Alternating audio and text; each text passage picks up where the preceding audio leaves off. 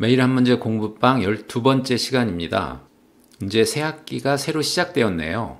방학 기간 동안 기하 부분에 대해서 처음부터 끝까지 한번 살펴보았기 때문에 오늘부터는 처음으로 되돌아와서 포물선의 내용부터 다시 복습하면서 문제를 풀어보도록 하겠습니다.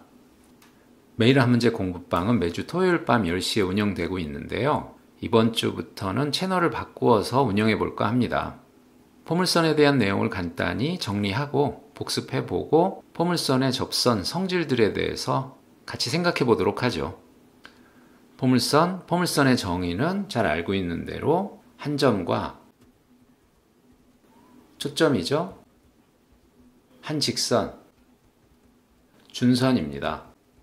점과 직선에서 같은 거리에 있는 점들의 집합, 점들의 자취가 바로 포물선입니다. 그림을 그리는 데 있어서 초점, 준선 이외에 세 점을 꼭 기억하고 있으면 좋겠네요. 초점이 있습니다. 준선이 있고요.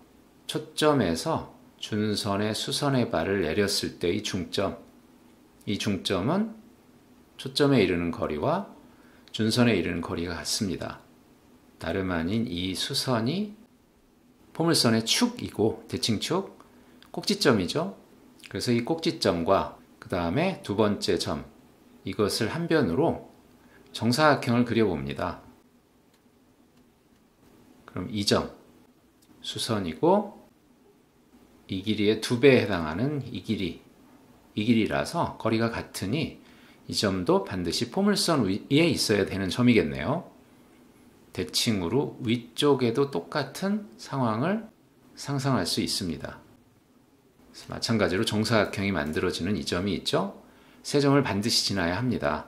대략 이런 정도로 그려볼 수 있겠네요. 그림이 좀 우습기는 하지만 잘 알고 있는 포물선의 방정식에 비추어 봤을 때 P라 하면 P가 되고 이 P가 되어 초점으로부터 4P의 길이가 포물선이 벌어진 정도를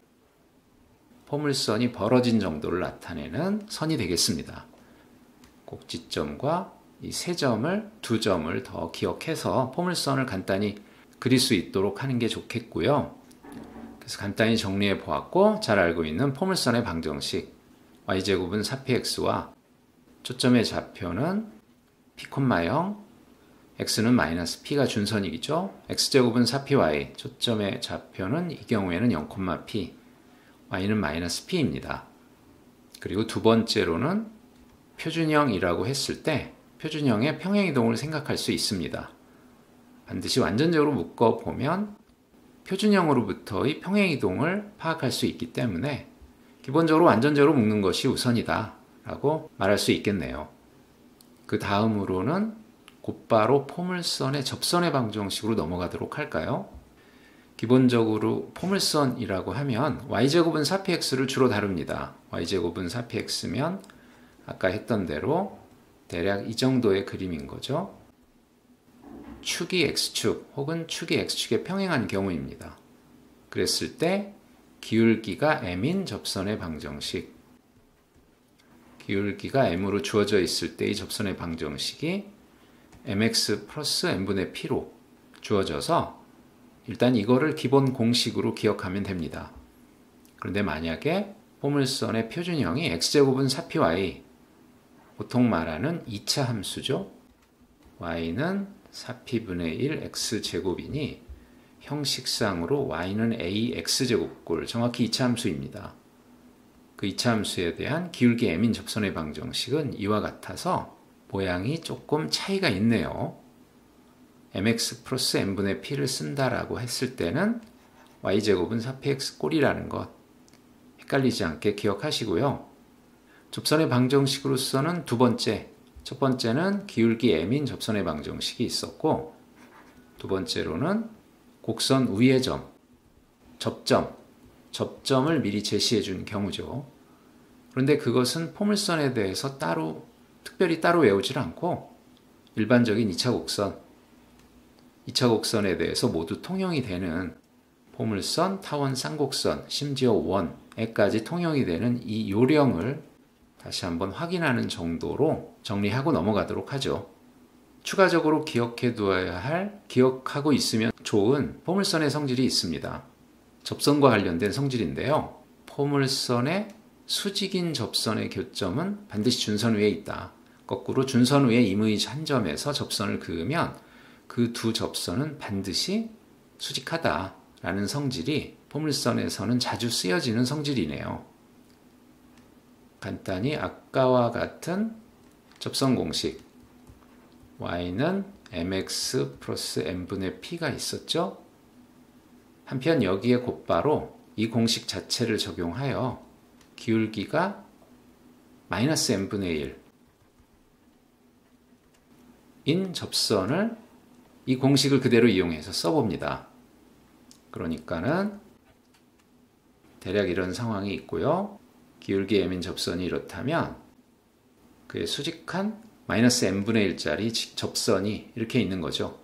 그 둘의 교점이 여기 정도에 있고요. 방정식으로 직접 풀어볼까요?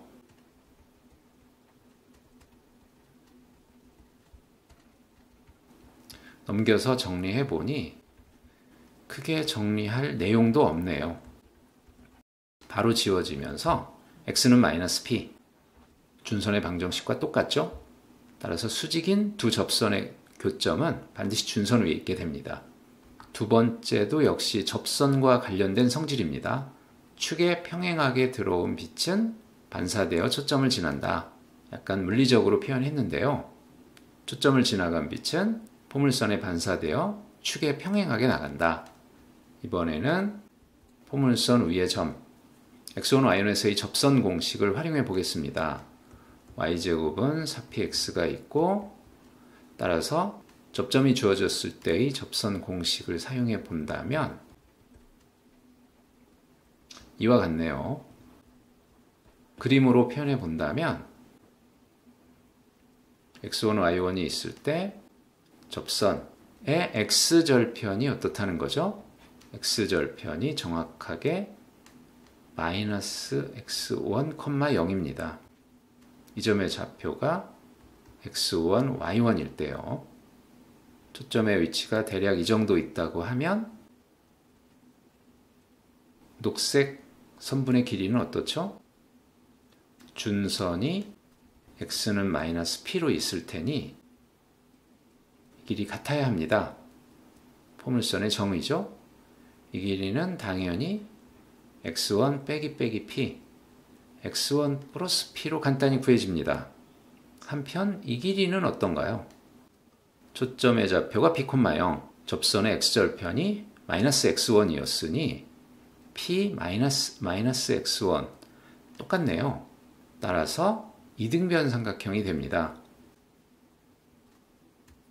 축에 평행한 선이 있었다고 하면 각도가 똑같죠?